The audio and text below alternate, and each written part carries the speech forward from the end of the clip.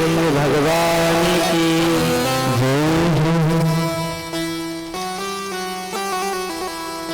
कल की कथा में श्रवण किया। परीक्षित ने कलयुग को रहने के लिए 4 स्थान दिए। कौन से 4 स्थान? जहां पर जुआ खेला जाता है वहां कलयुग का निवास होता है, और जहां मदिरा का पान होता है वहां कलयुग का स्थान होता है, और जहां पर वैश्यावृत्ति होती है वहां कलयुग का निवास हो जाता है, और जहां हिंसा करके किसी को दर्द दे करके अपने भाई का हिस्सा ले लेते हैं, किसी से बेईमानी कर लेते हैं, वहां पर कलयुग का निवास होता है।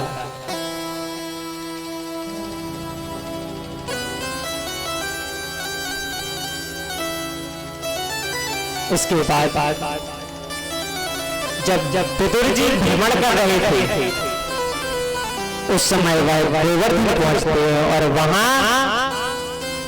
पर भगवान के प्रिय श्री उद्धव जी से मिलना होता है। तब उद्धव जी ने विदुर जी से कहा, आप बड़े भाग्यशाली हो, जिस समय प्रभु मुझे उपदेश कर रहे थे उस समय मुझसे क्या कहा? जो ज्ञान आपको मैं प्रदान कर रहा हूँ उस ज्ञान को विदुर जी को जरूर बताना। तब विदुर जी ने कहा उद्धव जी से, भगवान बड़े कृपालु हैं। भगवान कैसे हैं? कृपालु, जो हर समय भक्तों पर कृपा बरसाते रहते हैं। ऐसे कृपालु, ऐसे करुणामयी भगवान श्री बालकृष्णलाल। जिस समय मैं कौरवों की सभा में बैठा था उस समय भगवान वहां शांति दूत बनकर आए, कौरवों को समझाने आए। जब कौरव उनकी बात को नहीं माने तब वहां अद्भुत रूप उठाकर कौरवों को आश्चर्यचकित कर दिया। और धृतराष्ट्र ने दुर्योधन को कहा कि लगता है माधव नाराज हो गए, अतः आप महलों में कृष्ण की पहनाई होनी चाहिए। तब दुर्योधन ने कृष्ण ने कहा कि आज का भोजन आपका महलों में ही होगा। तब कृष्ण ने कहा कि मेरा निमंत्रण आज विदुर के यहाँ है। तब इशारा करके विदुर ने कहा, मैंने आपको कब निमंत्रण दिया? भगवान ने बात को घुमाते हुए कह दिया, विदुर का पत्र द्वारिका गया था, उसमें उन्होंने लिखा था कि जब कभी भी आओ हस्तिनापुर तो सबसे पहले मेरे यहाँ भोजन करना। तो विदुर ने सोचा, मान ना मान मैं तेरा मेहमान, जबरदस्ती वाला निमंत्रण है। अब मैं सभा से उठकर बाजार गया कुछ सामान लेने के लिए। उसी समय कृष्ण मेरे घर पहुंचकर विदुरानी से निवेदन करने लगे कि काकी, अरे काकी सुनती हो?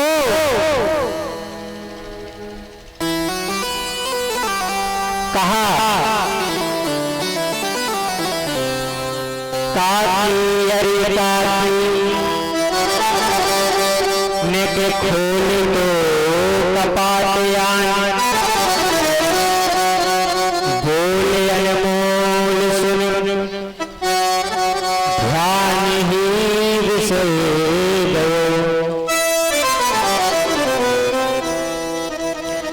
तो जैसे ही दरवाजा खटखटाया पर उसी अवस्था से विदुरानी घर के बाहर दरवाजा खोलने के लिए आ गया। तो माधव ने अपना पीतांबर विदुरानी के ऊपर ओढ़ा दिया और विदुरानी भगवान को अंदर ले गई। विदुरानी ने फटी चटाई बिछा दी। भगवान ने जब कहा विदुरानी से कि काकी बहुत जोर की भूख लगी है, घर में जो कुछ हो वो ले आओ।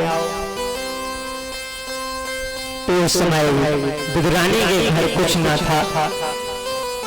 विदुरानी ने देखा तो पीछे कदली फल लगे थे। तो विदुरानी गई और कदली फल ले आई।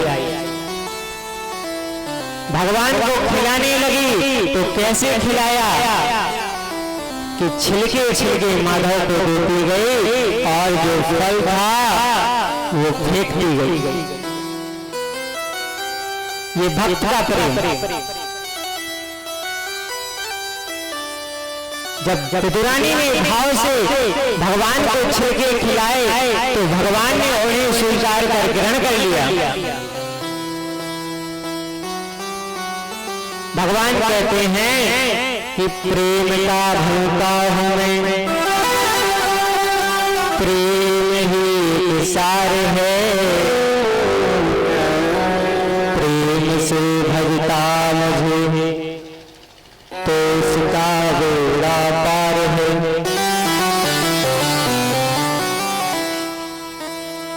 उसी समय बहुत सारा सामान लेकर विदुर जी घर आए तो कृष्ण को छिलके खाते देखकर मैंने विदुरानी से कहा, अरे बावरी भगवान को क्या खिला रही है?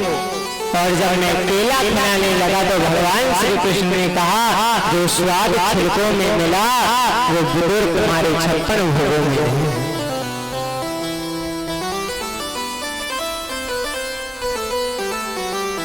भगवान कहते हैं कि मैंने संसार में बहुत भोजन किए लेकिन मुझे तृप्ति सिर्फ 2 बार मिली। कब?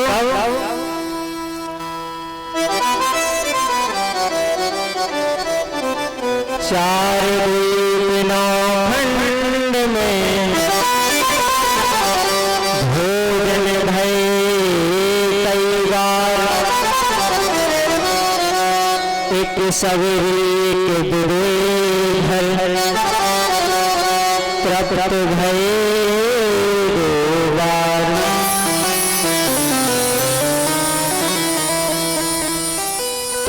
जब उद्धव जी से मिलने के बाद विदुर जी हरिद्वार चले गए और मैत्री जी के पास बहुत सारे प्रश्न करते हुए उन्होंने पूछा कि सृष्टि का विस्तार किस तरह से होता है।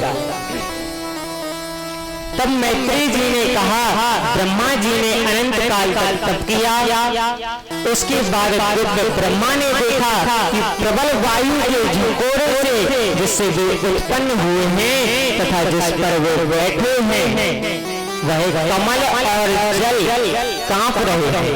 क्यों? क्योंकि नारायण की नाभि से कमल पैदा हुआ और कमल से ब्रह्मा जी उत्पन्न हुए। जब ब्रह्मा जी की शक्ति संपन्न हुए तब वह सृष्टि के लिए एक संकल्प करते हैं और उनके द्वारा 10 पुत्रों का जन्म हुआ। ब्रह्मा जी से नारद जी का जन्म हुआ और उनके अंगूठे से दक्ष का, ब्रह्मा जी के प्राणों से वशिष्ठ का, त्वचा से भगु का, हाथ से कृतु का और नाभि से प्रलय का, कानों से पुरुष ऋषि का जन्म हुआ और मुख से अंगिरा ऋषि का जन्म हुआ और उनके नेत्रों से अरि का और उनके मन से मरीचि ऋषि का, जो ब्रह्म स्थल से धर्म पीठ से, अधर्म हृदय से, काम भाव से, क्रोध और ओठों से लोभ और उनके मुख से माता सरस्वती का प्रकट हुआ। सारा जगत ब्रह्मा जी के द्वारा उत्पन्न हुआ। ब्रह्मा जी सरस्वती जी पर मोहित होने के बाद काम भाग का त्याग करते हैं, बैठ करके सोच रहे थे तो उसी समय उनके नाक से 12 भगवान की उत्पत्ति हो जाती है। बोलिए 12 भगवान की।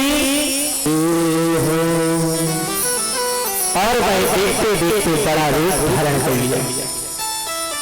वहां पर भगवान बारह की सभी ने स्तुति की और उसके बाद ब्रह्मा जी से कहा कि भगवान पृथ्वी के न होने से सृष्टि की संरचना में बाधा हो रही है।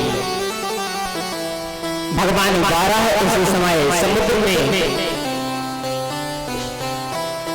उतर जाते हैं और समुद्र की लहरों को चीरते हुए रसातल पहुंचे और पृथ्वी लेकर आ रहे थे तो बीच में हिरण्याक्ष हुआ।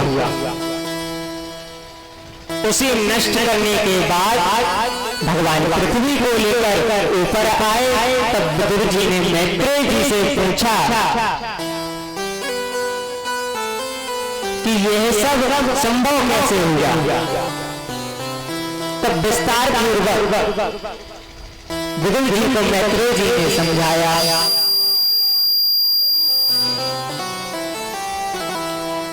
कि एक ऋषि है जिनका नाम है कश्यप। कश्यप ऋषि के 13 पत्नियां थी। उनमें 2 पत्नियां मैन थी, दिति और अदिति। एक दिन माता दिति ने अपने पति से कहा कि महात्मन, हमारी सारी बहनें पुत्रवती हैं, हमको भी एक पुत्र की प्राप्ति चाहिए। तो कश्यप ऋषि ने देखा कि यह समय संध्या का है। तो कश्यप ऋषि ने बोल दिया कि देवी, यह समय संध्या का है और संध्या की बेला में कभी भी 6 काम नहीं करने चाहिए। कौन से 6 काम?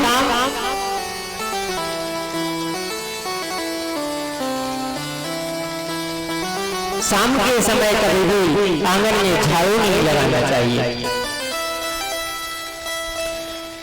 शाम के समय कभी भी भोजन नहीं करना चाहिए और शाम के समय कभी भी सास बहू को लड़ना नहीं चाहिए। लेकिन हमारी माताएं कहेंगी तो भैया सब कुछ छोड़ सकते हैं लेकिन लड़ना नहीं छोड़ेंगे। आप जो कहो महाराज वही छोड़ दें लेकिन लड़ना नहीं छोड़ पाएंगे। पहले के समय में जब अपना मकान बनवाते थे लोग तो उसमें एक माताओं के गुस्सा करने की एक अलग से जगह बनती थी जिसे कोप भवन कहते थे। आज के टाइम में हम लोग न जाने कितने प्रकार के कमरे बनवाते हैं लेकिन गुस्सा करने वाला जो कोप भवन है वो नहीं बनता। क्यों? क्योंकि आज के समय में पूरा मकान ही कोप भवन है। माताएं रोटी बना रही हैं और कह रही हैं भगवान या घर में आग ही लग जाए या घर में आग ही लग जाए।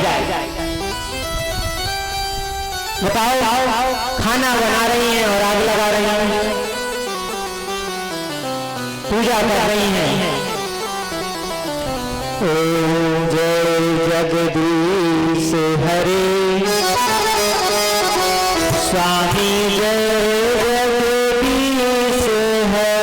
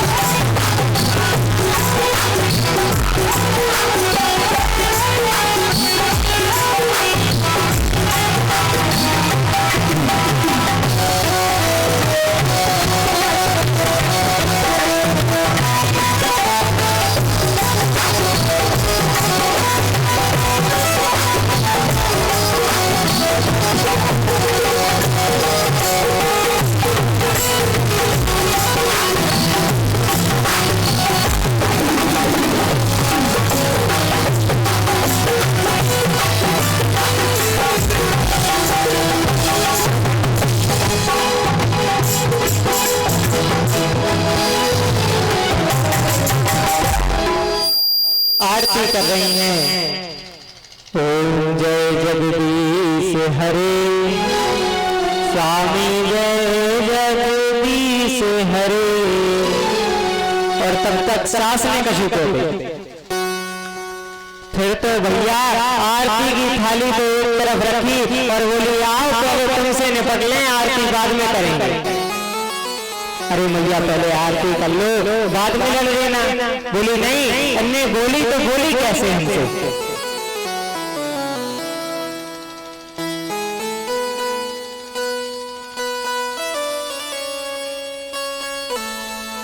और आज के समय में